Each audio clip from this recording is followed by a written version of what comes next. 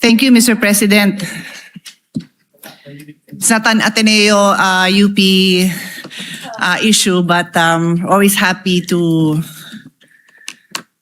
stand before our colleagues and share our experience in the UP College of Law.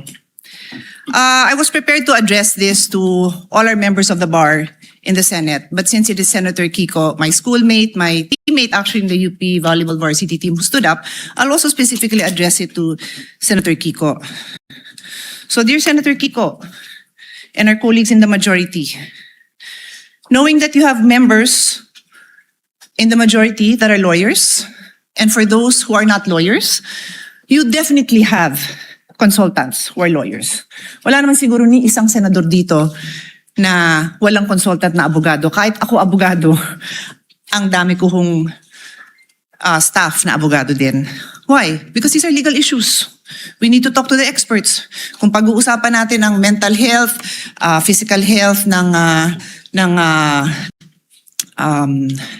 Vice President, then of course we will not listen to lawyers. We will listen to doctors, di ba? So this is a legal issue. Let's hear what the lawyers have to say. But let me just quote, because I know the Senate President doesn't have time to call on all the lawyers. So if you ask your lawyers in your staff, I'm sure nag-abala sila to look at the constitutional records, to look at the journal. I'm sure. And if they did not, please take your cell phone now and text your staff. What does the constitutional journal, the records of the debate show? Sinabi na po ni Senator Alan Cayetano, you can question him, you can doubt him. Ask your staff. May I ask you, dear colleagues, let's do our job well. The same way when you stand up and you tell me to do my job well and you disagree, I disagree with your point of view, I will listen intently to your point of view. And I'm looking at each one of you because this is our solemn duty. What does the Constitution say? Nakalagay doon, the Chief Justice, pag the President. Silent nga po sa iba.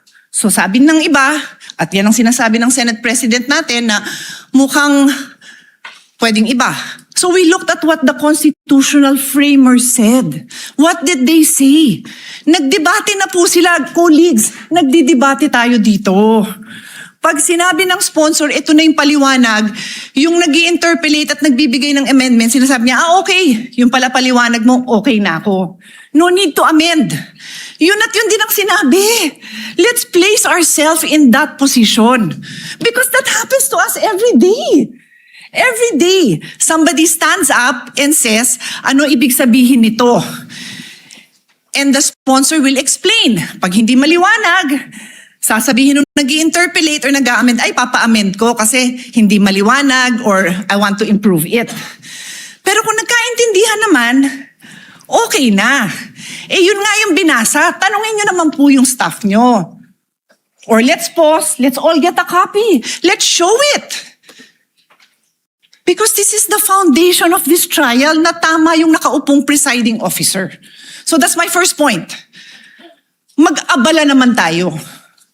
Read it yourself, ask your staff to print a copy. In fact, on that note, may I ask Senator Alan's staff to print a copy and give it to all our colleagues. Mabilis lang yan, hindi na yan mapapatagalan. Show it. We can take judicial notice naman po siguro of it. Siguro naman, alam na natin ang ibig sabihin ng judicial notice. You can go to the actual records. Nandito na makakuha naman natin yun kung pagdududahan nyo yung ipapaprint ko. So that's my first point. My second point, Mr. President, is addressed to His Honor. If His Honor will insist that we have to call a regular session, we have to be in session to amend the impeachment rules, eh di tawagan niyo po ang Malacanang. Nagpa-special session naman po siya, di ba, with all due respect, to pass the National Orchid Law. To pass, what else? Ano yung tatlo yun eh? Oo nga, yun nga, yung waling-waling as National Orchid, ano pa yung dalawa? No, I know, I'm not questioning it. I'm saying that there was a special session called to pass 3 laws. Naalala ko yung waling-waling because I love it. This is important. O ano pa yung dalawa? Unfortunately, hindi ko na maalala. Dalawang naturalization. Sports-minded po tayo.